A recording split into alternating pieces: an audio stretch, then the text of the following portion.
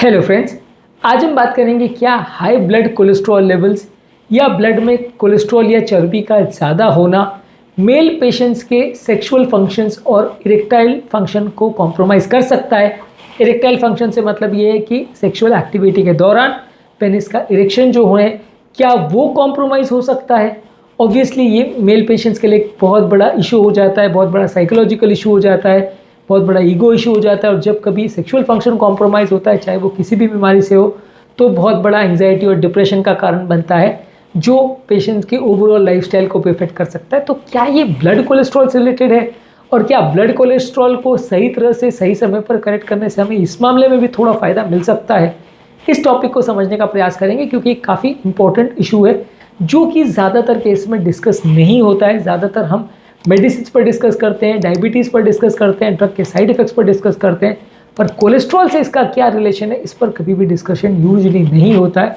तो इसको डिस्कस करना ज़रूरी है। टॉपिक पर जाने से पहले जो लोग हमारे चैनल पर नए हैं उन्हें रिक्वेस्ट करूँगा कि चैनल को सब्सक्राइब करें, वीडियोज़ को लाइक करें, फॉलो करें, शेयर करें और कमेंट भी करें। यूजुअली इरेक्टाइल फंक्शन नॉर्मल कब होता है? जब पेनिस में जो नलियाँ होती हैं उनमें ब्लड भर जाता है। वहाँ पे जो ट्यूब्यूल्स जैसे होते हैं, साइनसेस होते हैं, उसमें एक तरह से ब्लड जब भर जाता है तब हमारा पेनिस एनलार्ज होता है, या उसकी साइज़ बढ़ती है, या वो हार्ड होता है। हार्ड होने का कारण उसमें कोई हड्डी की वजह से हार्ड होता है वैसा तो नहीं है, उसमें ब्लड भर जाने की वजह से एक प्रेशर क्रिएट हो जाता है, जिसकी वजह से वो टच करने पर हार्ड महसूस होता है। तो ये ब्लड अगर उसके अंदर नहीं पहुंच पाता है किसी भी कारणवश, तो आपको पेनिस एनलार्जमेंट या एंगॉर्जमेंट नहीं महसूस होगा, इरेक्टाइल डिस्फंक्शन होगा, जो कि सेक्सुअल एक्टिविटी करने में बहुत बड़ा बाधक साबित होगा।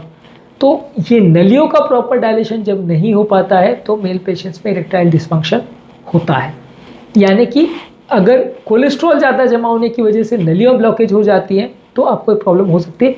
हालांकि देखिए, ब्लड कोलेस्ट्रॉल जो ज़्यादा होता है वो डायरेक्टली सिर्फ पेनिस की नली में जाकर जमा हो जाएगा, या वहाँ की नली को चोक कर देगा, या हार्ट को कॉम्प्रोमाइज़ कर देगा, स्पेसिफिकली वहाँ की नलियों को अलग से प्रॉब्लम करेगा, ऐसा यूजली चांस कम है। लेकिन हाँ, ये पूरी नलियों में, पूरे शरीर की नलियों में जमा हो सकता है जब ब्लड कोलेस्ट्रॉल ज़्यादा हो, और वहाँ की नलियाँ या जो एरिया हमारे जेनेटल फाइबर्स को इन्वॉल्व करता है, या जो नलियाँ हमारे जेनेटल एरिया को कवर करती है, वहाँ पर ब्लड सप्लाई करती है, वहाँ पर जो नलियाँ हैं वो भी उसका एक हिस्सा है, एक आर्टियल सिस्टम या आर्टियल ट्री का हिस्सा है। तो उनमें से जब सारी नलियों में कोलेस्ट्रॉल धीरे धीरे करके जमा होने लगता है तो ये नली भी सडनली चोक हो सकती है, जिसकी वजह से आपको इरेक्टाइल डिस्फंक्शन हो सकता है। और क्योंकि इरेक्टाइल फंक्शन नॉर्मली मेंटेन करने के लिए आपको ब्लड जो है बहुत ज़्यादा मात्रा में सडनली चाहिए होता है, बहुत ज़्यादा प्रेशर वो क्रिएट कर सके ऐसा चाहिए होता है। तो अगर सिग्निफिकेंट वहाँ पे चोक हो जो कि नलियों को ब्लॉक कर रहा है, तो वैसे केस में आपको इरेक्टाइल डिस्फंक्शन हो सकता है। इसके अलावा ज़्यादा ब्लड कोलेस्ट्रॉल लेवल होने से आपकी नलियों की जो इनर लाइनिंग है, जिसको एंडोथेलियम बोलते हैं, वो भी डैमेज हो जाती है, जिसकी वजह से सेल्स के अंदर जो नाइट्रिक ऑक्साइड बनने का जो प्रक्रिया है एंडोथेलियम के अंदर, वो भी डैमेज हो जाती है। अब सेक्सुअल फंक्शन के लिए ये नलियों में सडनली ब्लड सप्लाई जो बढ़ता है वो ज़्यादातर नाइट्रिक ऑक्साइड पे ही डिपेंडेंट होता है, और ये नाइट्रिक ऑक्साइड का प्रोडक्शन सेल की इनर लाइनिंग यानी एंडोथेलियम पर डिपेंड करता है। और यदि किसी भी कारणवश, किसी भी बीमारी की वजह से एंडोथेलियल डिस्फंक्शन होता है तो सेक्सुअल फंक्शन कॉम्प्रोमाइज़ होते हैं। यही कारण है कि डायबिटिक पेशेंट में काफ़ी केसेस में इरेक्टाइल डिस्फंक्शन देखने मिलता है।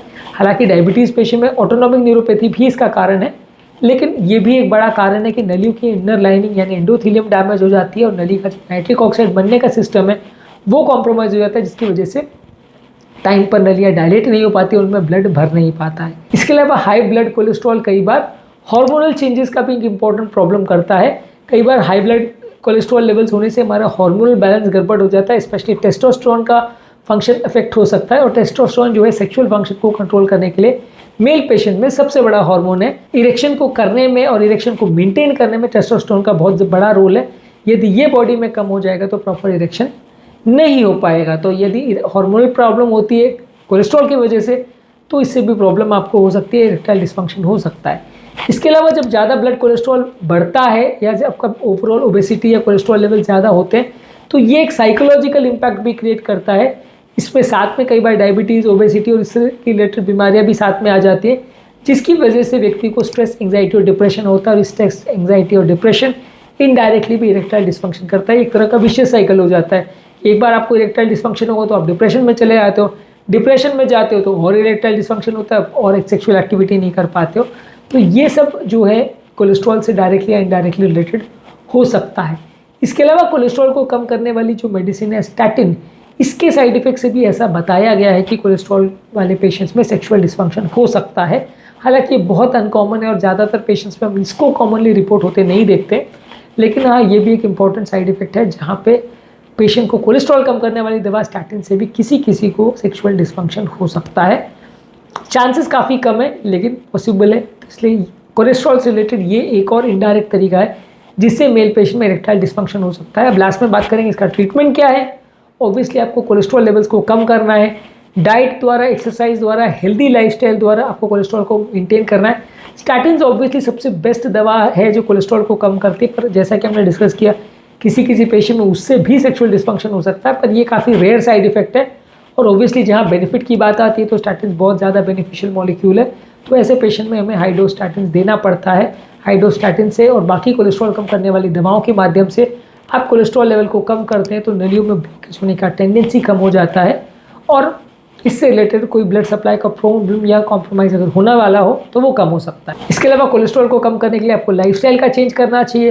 पॉजिटिव लाइफस्टाइल रखें, रेगुलर एक्सरसाइज करिए, सैचुरेटेड और ट्रांस फैट्स कम खाइए, कोलेस्ट्रॉल वाली चीज़ें, तेल वाली चीज़ें कम खाइए, मीठी चीज़ें, कार्बोहाइड्रेट भी बॉडी में फैट्स बनाता है उसको भी कम रखिए, रेगुलर एक्सरसाइज करिए, वेट मैनेजमेंट करिए, स्मोकिंग और अल्कोहल जैसे व्यसन को बंद करिए। ये सारी चीज़ें डायरेक्टली और इनडायरेक्टली आपके सेक्सुअल फंक्शंस को अफेक्ट करेंगी। इसके अलावा आपको रेगुलर हेल्थ चेकअप्स की भी ज़रूरत है। रेगुलर हेल्थ चेकअप्स के द्वारा आप डॉक्टर के साथ डिस्कस कर सकते हैं यदि ऐसा कोई प्रॉब्लम है या नहीं है या होने का चांस है तो आप उसको डिस्कस कर सकते हैं। ब्लड कोलेस्ट्रॉल लेवल को सही समय पर सही तरह से कंट्रोल कर सकते हैं जिससे कि नलियों में होने वाले ब्लॉकेजेस के चांसेस कम हो जाते हैं। एक चीज़ समझने की ज़रूरत है कि नलियों में एक बार अगर ब्लॉकेज हो गया तो वो कोलेस्ट्रॉल कम करने वाली दवाओं से जाएगा नहीं, तो इसलिए ब्लॉकेज होने से पहले यदि आपने उसको ट्रीट कर लिया और ब्लड कोलेस्ट्रॉल को कंट्रोल कर लिया तो चांसेस अच्छे हैं कि आपको ब्लॉकेज ना हो। लेकिन एक बार अगर हो गया तो फिर उसे पूरी तरह से रिवर्स कर पाना पॉसिबल नहीं हो पाता है। इसलिए prevention is better than cure वाले कॉन्सेप्ट पर चलिए, पहले से ही इसके लिए रोकथाम चालू कर दीजिए, कोलेस्ट्रॉल लेवल्स को कंट्रोल करना चालू कर दीजिए ताकि लॉन्ग टर्म इस तरह का कोई प्रॉब्लम हो उसके चांसेस कम हो जाए। हालांकि हर पेशेंट जिसको कोलेस्ट्रॉल है सबको इरेक्टाइल डिस्फंक्शन होगा ऐसा नहीं है, काफ़ी रेयर कॉम्प्लिकेशन है, पर टेक्निकली स्पीकिंग पॉसिबल तो है, इसलिए आपको ध्यान रखना ज़रूरी है। तो आज के टॉपिक में हमने बात करी कोलेस्ट्रॉल और इरेक्टाइल फंक्शन यानी सेक्सुअल फंक्शन में जो पेनिस के इरेक्शन का काम है इसमें क्या कोरिलेशन है और कैसे ये डायरेक्टली और इनडायरेक्टली आपस में लिंक चीज़ें हैं।